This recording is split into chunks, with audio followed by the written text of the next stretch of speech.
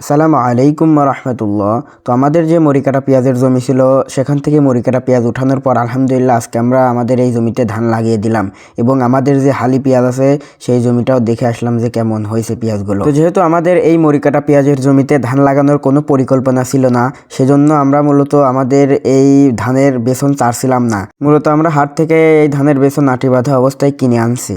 তো আলহামদুলিল্লাহ আমরা গতকালকে এই ধানের বেসন হাট থেকে কিনে আনছিলাম এবং আজকে লাগানো হচ্ছে।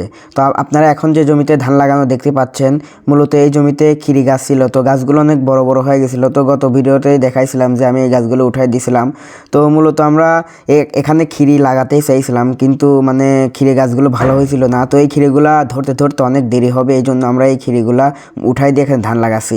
আমাদের পরিকল্পনা ছিল আমাদের এই সম্পূর্ণ জমিতে ঘাস বুনবো, কিন্তু যেহেতু এখন গরু আমাদের একটা আছে, এই জন্য এই পাশে একটু ঘাস বুনছি, সেজন্য আমাদের আর ঘাসের প্রয়োজন হবে না এবং হুট করে আমরা পরিকল্পনা করছি যে এখানে ধান লাগাবো ইনশাআল্লাহ। তো আলহামদুলিল্লাহ আজকে ধান লাগিয়ে দিচ্ছি। তো যেদিন ধান লাগানো হচ্ছিল সেদিন ছিল শুক্রবার। তো শুক্রবার হয় আমি সকাল সকাল আমাদের বাসায় চলে যাচ্ছি। তো আমাদের বাসায় ধানের জমির পাশেই আর কি, যেহেতু এখানে ঘাসের জমি থাকে এই জন্য আমাদের বাসার পাশেই। তো যাই হোক আলহামদুলিল্লাহ শুক্রবারের নামাজ শেষ করে আসছে আমাদের পেঁয়াজের জমি দেখার জন্য। তো কেমন হয়েছে, তো আমরা এখানে প্রায় 15-20 দিন আগে আমাদের এই পেঁয়াজগুলো কুপায়ে দিয়ে গেছিলাম এবং মানে অনেক ঘাস হয়েছিল। তো এই ঘাসগুলো আমরা নিড়িয়ে দিয়ে গেছিলাম, মানে ভাদালি ঘাস আছে। এবং এই জমিতে আরও 7-8 দিন আগে আমরা ভিটামিন বীজ দিয়ে গেছিলাম। তো বীজ দেওয়ার পর আলহামদুলিল্লাহ আমাদের মানে পেঁয়াজগুলো একটু পরিবর্তন হচ্ছিল। তো প্রথমে ছিল আমাদের পেঁয়াজের মাথা লাল ছিল, তো পরবর্তীতে দেখলাম যে আলহামদুলিল্লাহ কালো হয়ে গেছে। তো দেখতেছিলাম আমাদের পেঁয়াজ নাপছে কিনা। তো আলহামদুলিল্লাহ মানে কেবল একটা র্যাক আসতেছে আর কি। তো আপনারা এখন যে ভাদালি ঘাসগুলো দেখতে পাচ্ছেন, এগুলো আমরা মূলত পিচ কুপানোর আগেই নিড়িয়ে দিয়েছিলাম। তো পরবর্তীতে আবার বের হয়েছে।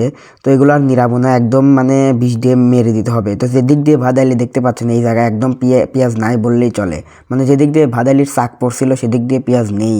এরকম মানে আমাদের সম্পূর্ণ জমিতে এরকম মানে জায়গায় জায়গায় নেই। তো পরবর্তীতে আমাদের আর একটা জমিতে চলে আসলাম, মানে এটা ছোটো জমি, এখানে 1 বিঘার মতো। তো আপনারা যে পেঁয়াজটা দেখতে পাচ্ছেন এখন, এটা হচ্ছে রানিওয়ান জাতের পেঁয়াজ, এগুলো হাইব্রিড জাতের পেঁয়াজ। তবে এখানে দেখলাম যে আমাদের এই লাগানোগুলো একটু ঘন হয়েছিল, যদি পাতলা লাগাতে পারতাম আলহামদুলিল্লাহ পেঁয়াজগুলো আর একটু বড় হতো আর কি। তো যেহেতু ঘন হয়ে গেছে, তো এই বছর যেহেতু প্রথম, তো যাই হোক সামনের বছর থেকে আমাদের যে সকল হাইব্রিড পেঁয়াজ আমরা লাগাবো সেগুলো ইনশাআল্লাহ মানে পাতলা করে লাগানোর চেষ্টা করব। তো আরও আমি দেখলাম যে আমাদের এই পেঁয়াজের জমিতে মানে অন্য জাতীয় ঘাসও আছে, তো এইগুলো আমাদেরকে নিড়িয়ে দিতে হবে। তো যাই হোক আমাদের জন্য দোয়া করবেন, আল্লাহ তাআলা যেন আমাদের কৃষিতে বারাকা দান করে। আসসালামু আলাইকুম।